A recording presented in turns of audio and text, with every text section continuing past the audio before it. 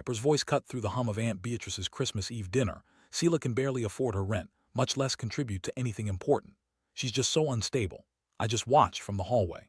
We were sisters, connected since birth, but for the last 3 years, Piper's disrespect had escalated. It started with small digs about my career choices, then spiraled into exaggerating any minor setback I had, whispering about my financial instability to our parents. All the while, I'd covered her rent twice, lent her thousands for emergencies that turned out to be designer bags, and endured her gossip to keep the family peace. I always just smiled, accommodating her tantrums and selfish whims for everyone else's sake. Then, that night at Christmas Eve dinner, Piper pushed too far. I heard her actively convincing our parents that I was too irresponsible to manage the small inheritance from our grandmother. "You can't trust Selah with anything valuable," she insisted. "She'd just blow it on some wild scheme or disappear." Something inside me went cold. That's when I knew everything clicked into place.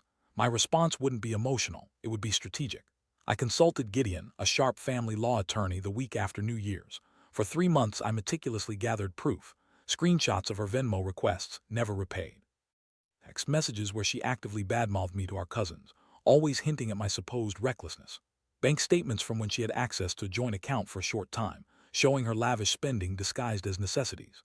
Most damning was a recorded conversation from Thanksgiving, where Piper, unaware, openly admitted fabricating stories to our parents about my financial habits.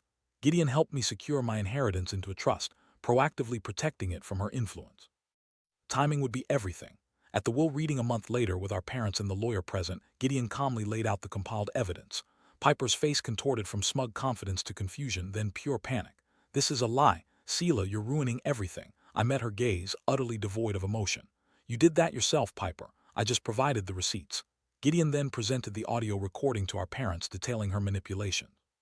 The will, revised with a codicil I had discreetly arranged, stated that due to demonstrated financial irresponsibility and attempts to manipulate the estate, Piper's portion would be managed by a trustee not freely accessible.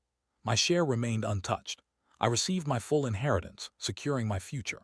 Piper, now seen for what she truly was, moved back in with our parents, her reputation within the family shattered. She was saddled with a trustee for her reduced funds and still owed me $12,000 in documented unrepaid loans. I, the unstable one, finally had financial freedom and peace.